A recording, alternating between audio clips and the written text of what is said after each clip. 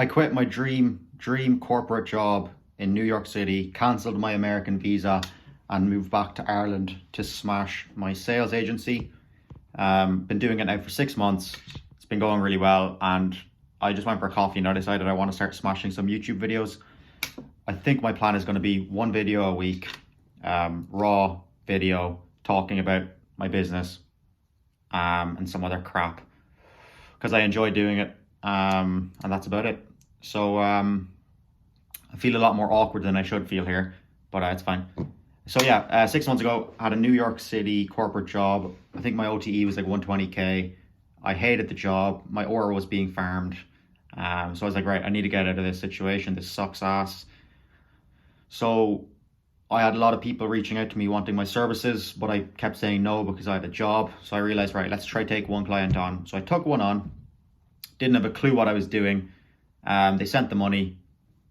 I did a solid job, and I was like, right, crap, made some decent cash there. I was already making $1,000 or $2 from LinkedIn content a month for not really doing anything, and I wasn't even trying. So I was like, right, I need to quit my job. For some reason, I had this like fear of quitting a job because it was like stable and it's what you're meant to do, stay in a job and learn the ropes for a couple of years and then build your business. Bullshit, I thought. So I quit. So I had about a month left in New York. I didn't have a clue what to do or how to run an agency, but I started just shooting straight from the hip, slamming out content aggressively, self-promoting my services on LinkedIn. You'll probably see if you look at my page, some of the old videos and posts I was putting up.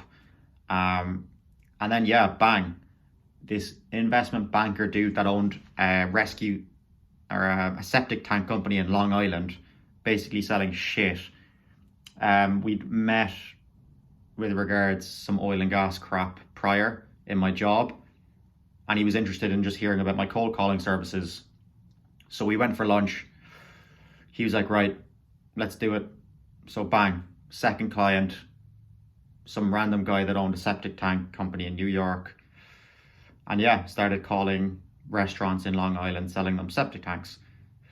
So then secondly, some Irish dude hits me up. He's got a marketing agency. Bang, another opportunity. We meet in person in Soho House in New York City. And yeah, somehow he believes that I'm going to produce some results. Still had no clue what I was selling. The guy didn't even really know who he wanted to sell to. And it was a mess looking back on it. But anyways, bang, third client. So things were actually looking decent, but I realized I sucked. I barely knew how to use my laptop.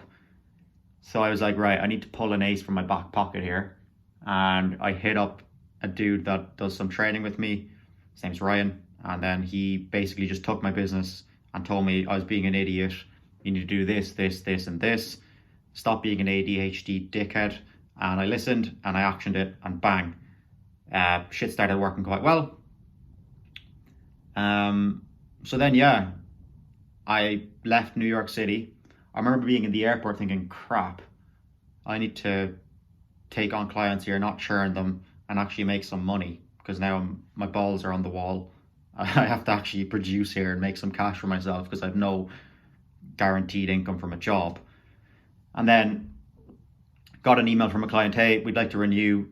Do you want to do $12,000 or something along the lines? So I was like, grand. So I just got paid in the airport. I was like, right, this is sweet. This is looking quite good, bruv. And then what happened?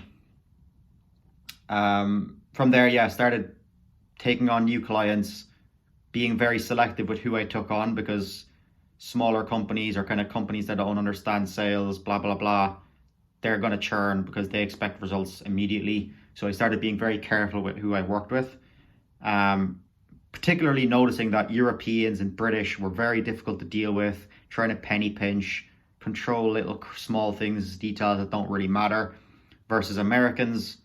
You meet with them, you tell them what you do, and then they send you the money. And they don't try and micromanage. They get you what you need. And then if they like it, they keep working with you.